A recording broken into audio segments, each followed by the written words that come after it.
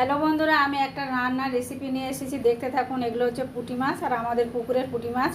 এই পুঁটি মাছ দিয়ে আমি আজকে রান্না করব তেল ঝাল, একদম অন্যরকমভাবে রান্না করব। রান্নাটা দেখুন। পুঁটি মাছগুলোতে আমি হলুদ দিয়ে দিলাম, আর দিয়ে দেব পরিমাণ মতো নুন। নুন হলুদটাকে সুন্দর করে মাখিয়ে নেব। কড়াই গরম হয়ে গিয়েছে, আর কড়াইয়ের মধ্যে আমি দিয়ে দিলাম তেল। আর এই তেলটা দিয়ে আমি পুঁটি মাছটাকে ভেজে নেব ভালো করে।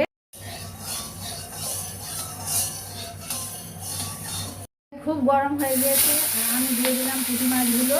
পুঁটি মাছগুলো ভালো করে আমি এপিট ওপিট ভাজা করে নেব।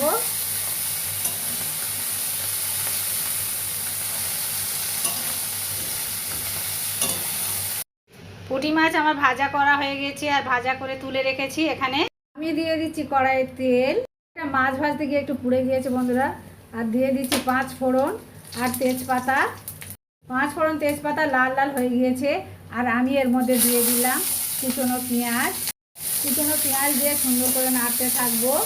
পেঁয়াজটা লাল লাল করব।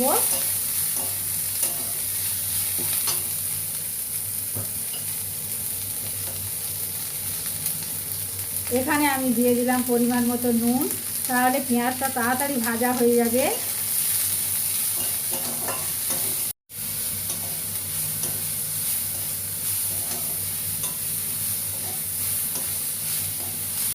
লাল লাল করে ভাজা হয়ে গেলে আমি দিয়ে দিচ্ছি আদা কাঁচা লঙ্কার পেস্ট। আদা কাঁচা লঙ্কার পেস্ট দিয়ে আবার আমি নাড়তে থাকবো।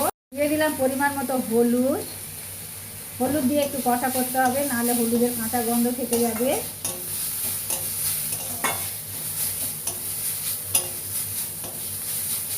এখানে টমেটো পিউরি, আর টমেটো পিউরিটা আমি একটু দিয়ে দিলাম।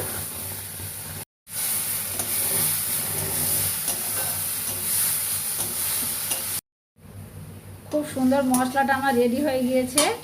এবার আমি এর মধ্যে দিয়ে দেব জল। দিয়ে দিচ্ছি আমি ধনে জিরে গুঁড়ো, দিচ্ছি একটু গুঁড়ো লঙ্কা। গুঁড়ো লঙ্কা দিলে শুধু টেস্ট আসে না, কালারও আসে একটা সুন্দর, তাই দিয়ে দিলাম। আর দিয়ে দিলাম মাছ। পুঁটি মাছের তেল ঝাল আমার রেডি হয়ে গিয়েছে। এটা ভাতের সাথে ভীষণ ভালো খেতে লাগে বন্ধুরা, একবার হলেও করে খেয়ে দেখবেন। যদি কিছু না রান্না করেন, শুধু এটাই রান্না করলে ভাত খাওয়া হয়ে যাবে, আর কিছু লাগবে না। এইভাবে রান্না করলে